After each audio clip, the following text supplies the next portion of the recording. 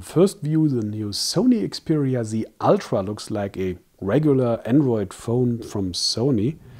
But that's depending on the proportions, as you can see when I'm bringing my hand into the picture, because this one is a big one.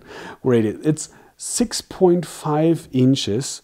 It's 92 by 179 millimeters by 220 grams, but it's extremely thin, just 6.5 millimeters, and that's why you can hold it without any problems in your palm. And I don't have a big one, and as you can see, it's really just not closely, it's just relaxed and no problem to talk with that schnitzel on your ear for let me say hours. I don't know, I didn't try, but I can imagine that you can do, because it's a great feeling in your palm. And especially if you compare this one, that's the Xperia Z. I hope you can see this one in the video, because that was thin as we saw it with its 7.9 millimeters, and now we are going to 6.5 millimeters, and I hope you can see the difference. That's really amazing, especially if you look like the proportions of both one. And you may remember the Xperia Z was that one with 5-inch display, and for the first with the full HD display, and we have the same. If you may look at the front, please, this one is kind of the same display. Concerning the resolution, it's again 1080 by 1920 pixels, just the same like on the Xperia Z, but coming to this one, you have a smaller, of course, a smaller pixel resolution, pixel density. This one, the Z one, set that record of 443 ppi. Now we're going down to 342 ppi, but nevertheless, as you can see, and let me go a little bit closer, you nevertheless can read on those tiny text without any problem. Also in the menu, in the app launcher, it's no problem at all. But nevertheless, we have to talk about that. The resolution has gone down a little bit. Nevertheless, it's a great one, and especially because Sony has done a lot of things, let me call it like this. Now I've got the term, a lot of things concerning the display quality, especially if you remember the problem with the Z. Let me go out a little bit, so that's the way.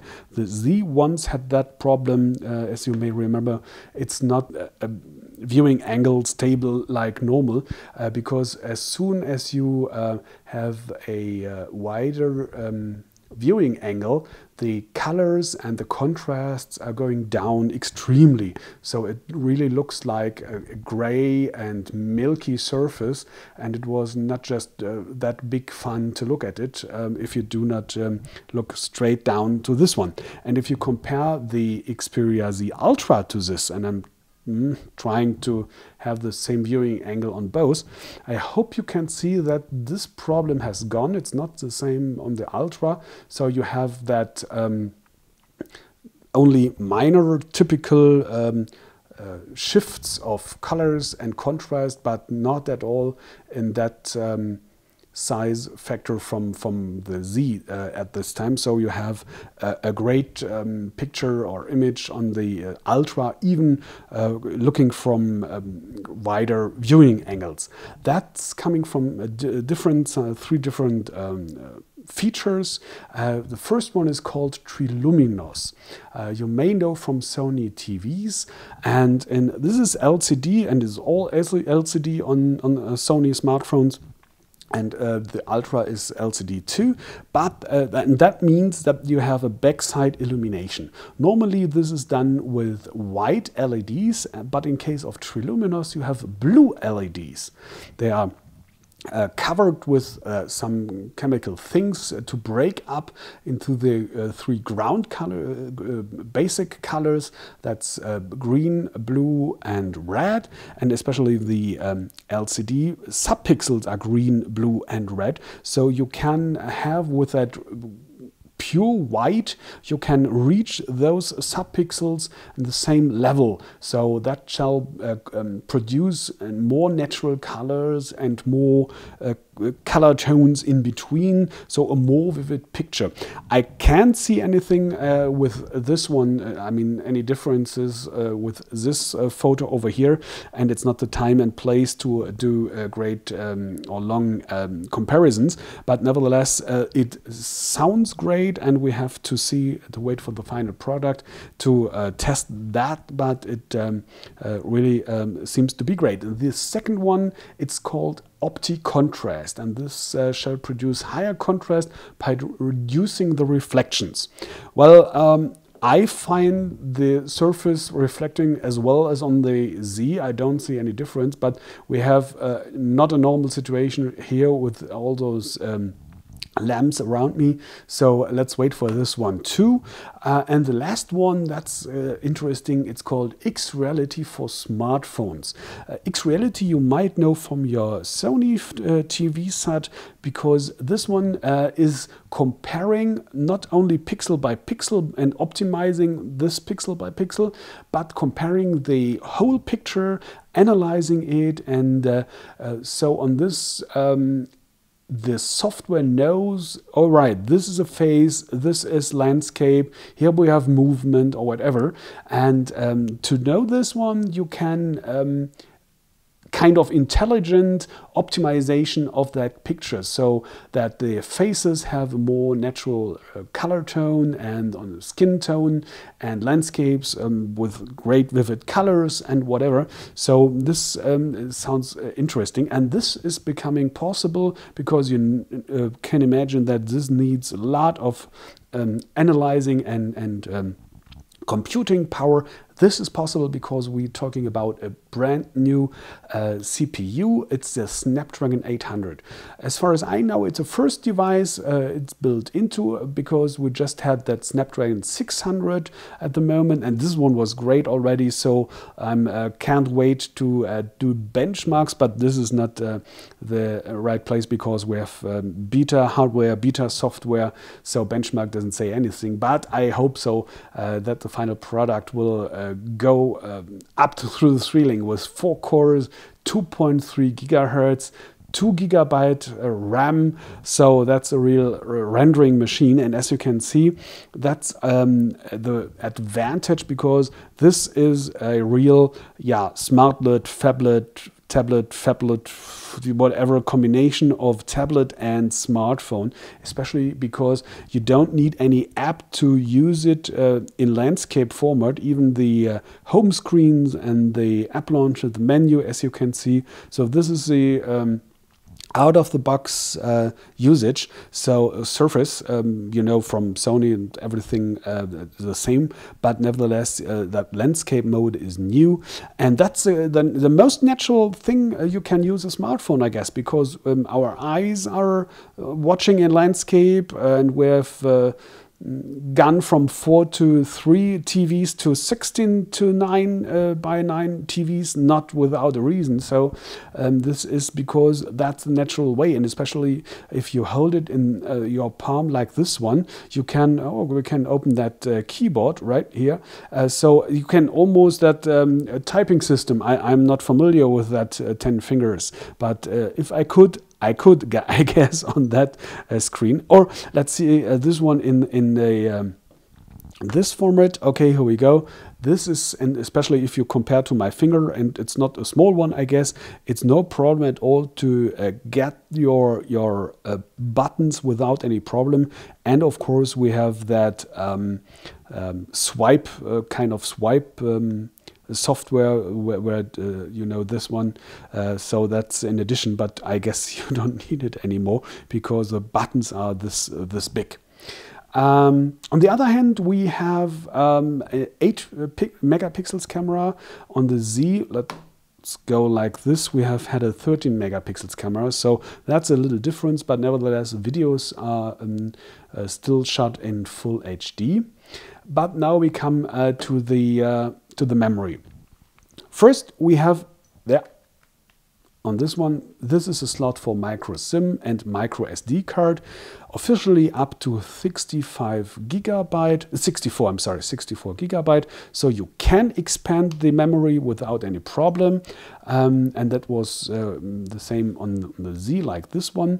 But internal memory is 16 gigabyte only. And I find that we could have had 32 gigabyte because out of the box there are left 11.7 gigabyte, but this is beta software, so I guess around about 12.5, maybe 13 gigabyte will be in the final version free for the user.